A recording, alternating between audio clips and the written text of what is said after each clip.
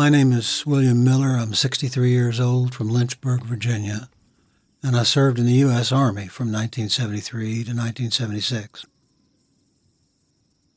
I've suffered 5 major depressive episodes in my life. I sought help from 5 different licensed mental health counselors, 3 neurologists, and 4 psychiatrists over a span of 4 decades. I smoked cannabis for the first time when I was 17. I shared 2 joints with a few friends, and it wasn't until 40 years later that I learned what happened afterwards. I experienced temporal lobe seizures, which resulted in episodes of psychosis, which segued into a mood disorder of major depression. I experienced derealization for months and depersonalization for decades following the trauma.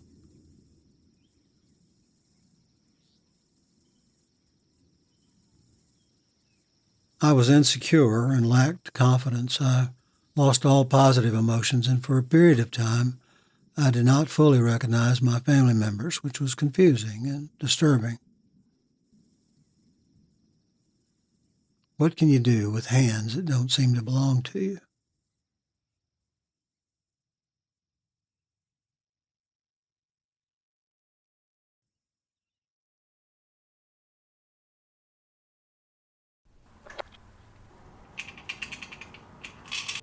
Hi, my name is Mary Markson. I live in New York City, and I have been formally diagnosed with depersonalization by a licensed health professional.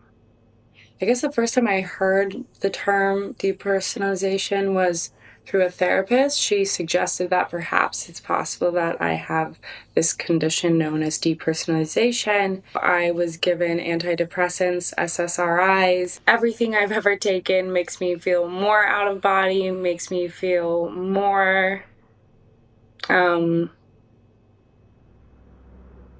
the clouds.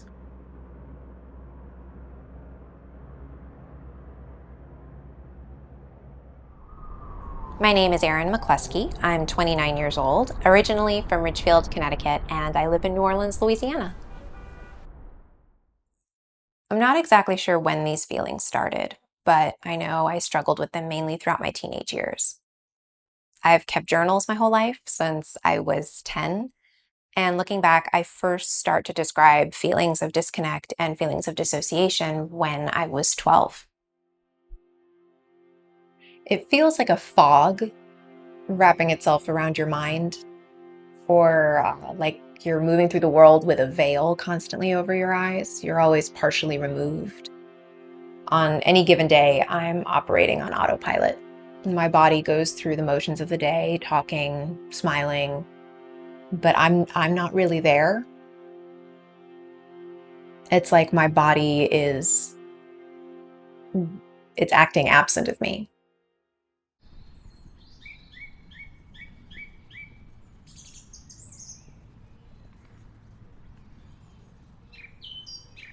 My name is Chanaka Besingha. I'm 30 years old and I live in Sri Lanka.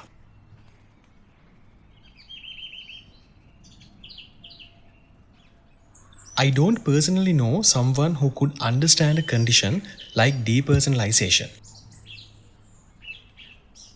I follow a simple lifestyle with less interactions with people. Interacting with society is overwhelming and chaotic in my condition. I don't feel my face properly, I don't feel my body properly, so I can't control my posture. When I do physical actions, it seems I am out of sync with those actions. Almost always, time seems to be going faster than normal.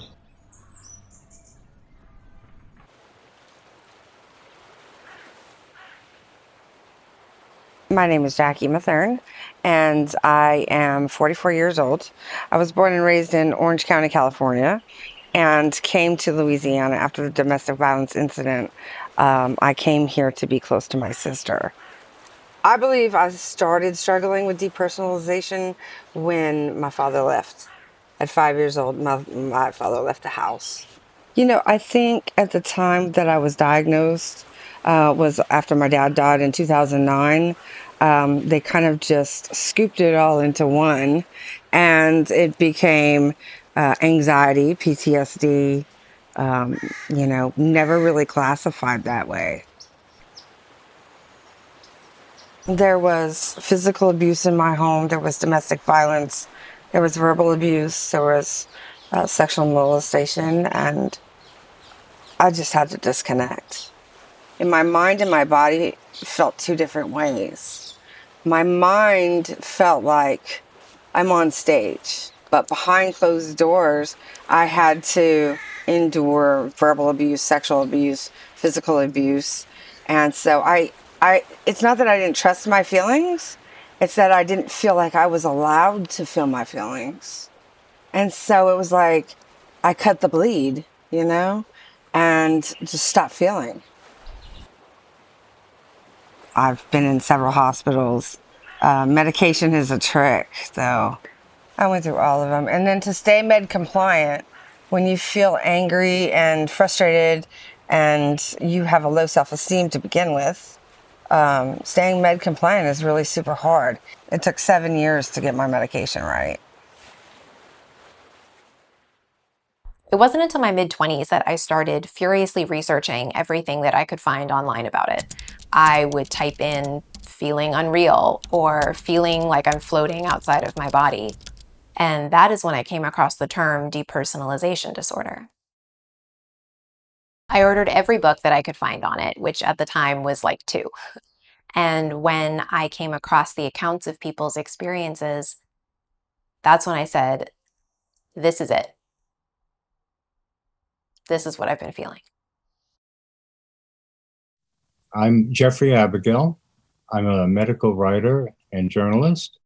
I'm the author of 2 books about depersonalization disorder. And I'm the founder of the Initiative for Depersonalization Studies, which is a nonprofit group dedicated to spread information about depersonalization disorder. Depersonalization is marked by a sense of detachment from your normal sense of self. The overall condition is one of feeling unreal or thinking without feeling. It's thought to be a dysfunction of a normal defensive mechanism. If you have a car accident or some kind of trauma, people often describe feeling outside of themselves or watching themselves from a distance. That's normal in those circumstances. But in depersonalization disorder, this system is gone awry, and you have those feelings all the time and struggle for a way to get rid of them. Culturally, it's viewed differently around the world, and some people look at it as a part of the road on the way to some kind of spiritual enlightenment. But it's interesting, there was an article in the Atlantic Monthly a few years ago called Enlightenment's Evil Twin, and it was all about depersonalization disorder. And for many people, that title kind of says it all, because it seems to bring you to the no self experience. So there are spiritual aspects to it, there are medical aspects to it, psychological aspects, and even literary and philosophical aspects to it. So it's a very rich condition, despite the fact that it's so unpleasant for people who suffer from it. Like most mental disorders, depersonalization emerges in the late teens, early 20s. Initially, among young people, there's an increasing number of cases where it has been triggered by marijuana or ecstasy or other drugs. It may happen after smoking once, or it may happen after smoking many times. But the THC builds up in the brain and at some point reaches a breaking point, resulting in an acute panic attack, which may be singular or it may continue for a few days. Very terrifying panic attacks, not like heavy breathing or a sense of worry. These are overwhelming panic attacks.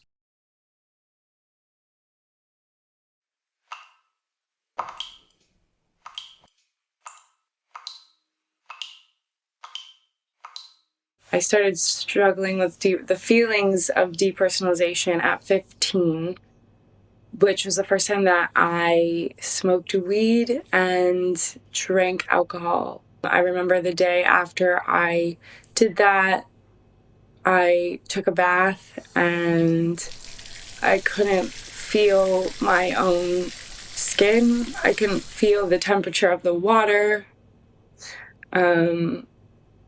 Just really, really cloudy, really, it's really hard to explain. Just the senses felt dulled to me.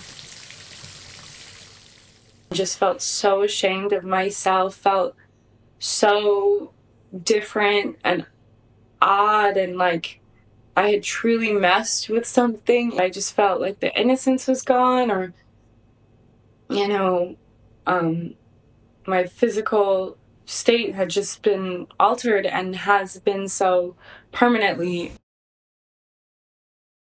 My name is Tyree Garrett. I'm 28 years old and I live in Boise, Idaho.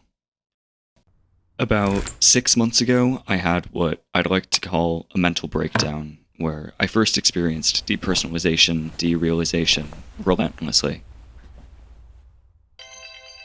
Since the beginning of the breakdown, I've become 100% antisocial. Due to depersonalization, I've lost around 30 pounds of body weight due to the lack of appetite from continuous crippling anxiety.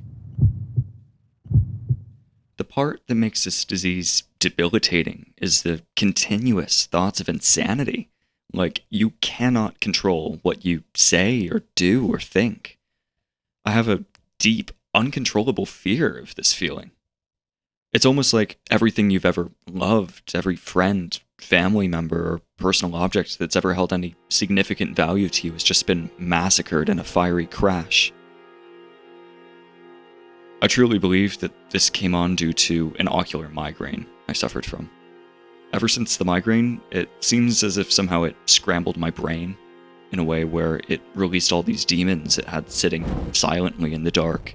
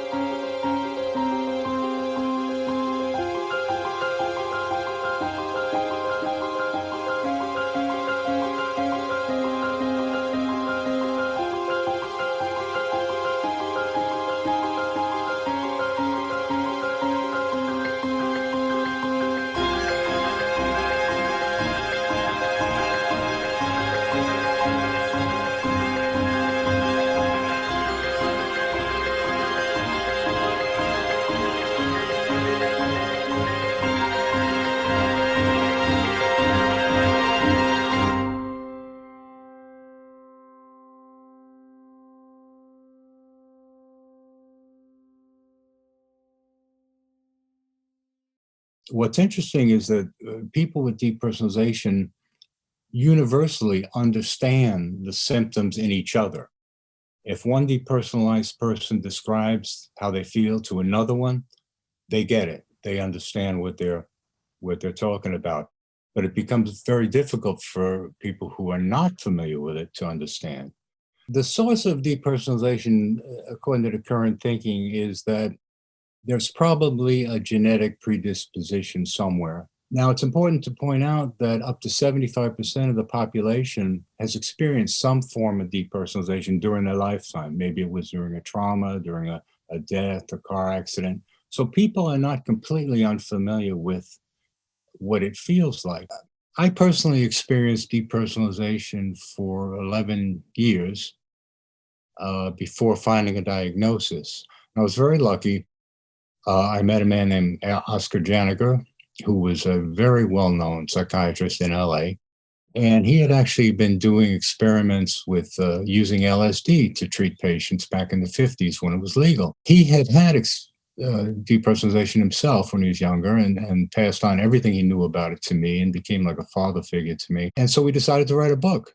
And we were going to write a book about depersonalization. Unfortunately, Janiger was getting pretty old, and in the process, he passed away. So I recruited Daphne Simeon, who was then the head of the research clinic at Mount Sinai in New York. And we had spoken to her, and she agreed to take over the writing of the book. Oddly enough, some of the most brilliant and astute papers about depersonalization were written 40 or 50 years ago. It has been looked at and researched for over 100 years. And yet it still remained in obscurity until recent times. Unfortunately, it still remains that way in the medical community to a large degree today. My name is Jacob Smith. I'm 29 years old, and I live in Royal Oak, Michigan. And I have depersonalization disorder. I tried explaining depersonalization and derealization to multiple doctors, but none of them had ever heard of it. In fact, it took me a year or so to stumble upon the term myself.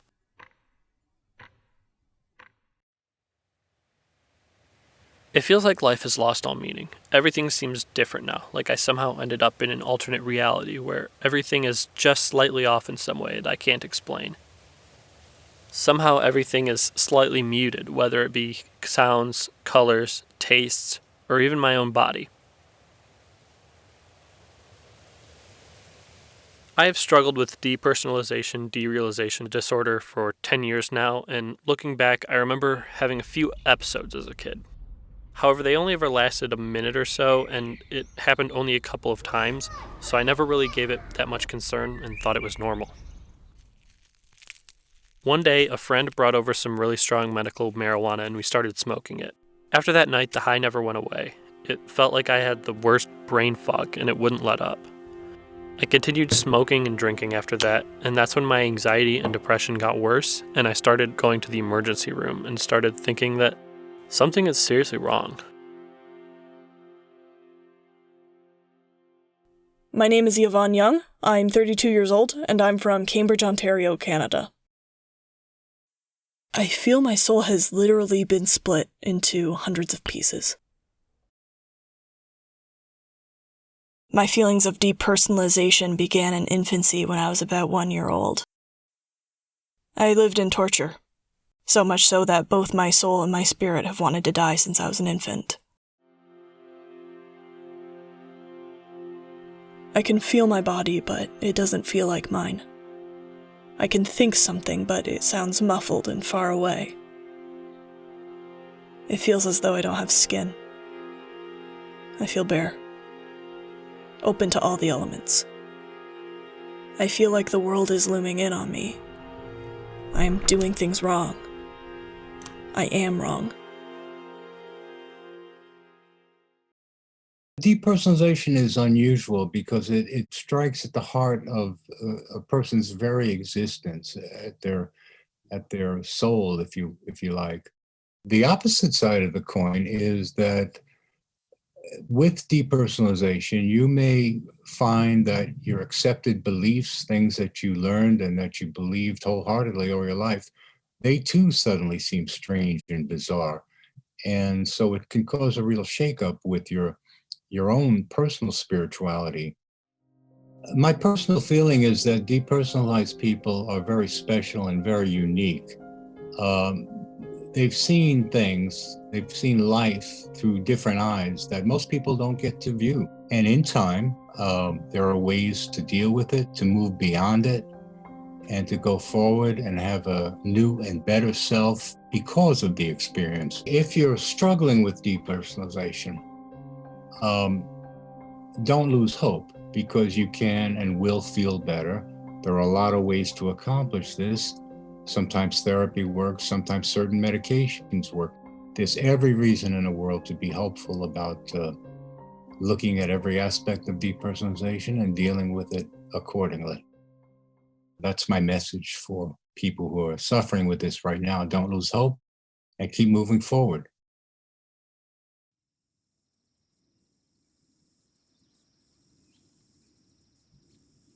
Do not wait for someone to save you. Do the best you can. Adjust your goals and expectations and continue to challenge yourself. Have some ice cream now and then. Don't give up, because it doesn't just get fixed overnight. And you can feel better. I get up every day, I go to work. I love what I do, working in different areas. I have 4 different jobs that I love, because I'm 4 different people all at once, but it works for me, and it's awesome.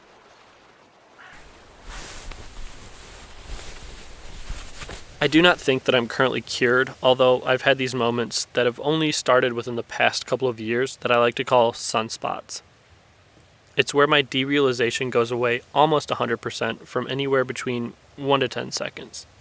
I have no idea what causes them, but they never used to happen before, and I like to think that it is a sign that my body and mind are healing, and hopefully I'm at the end of all of this madness. I do think that I will cure it, but I still have a ways to go. I think it's important that people understand the difference between recovery and cured. Though you are desperate now and would give anything in the world for a cure or even just a few minutes of relief, it's very important that you don't think that there's just going to be a cure out there somewhere. If you want to be cured from depersonalization, you must first learn to cope with the condition and accept the feelings it instills in you. Stay calm, stay distracted, and never give up.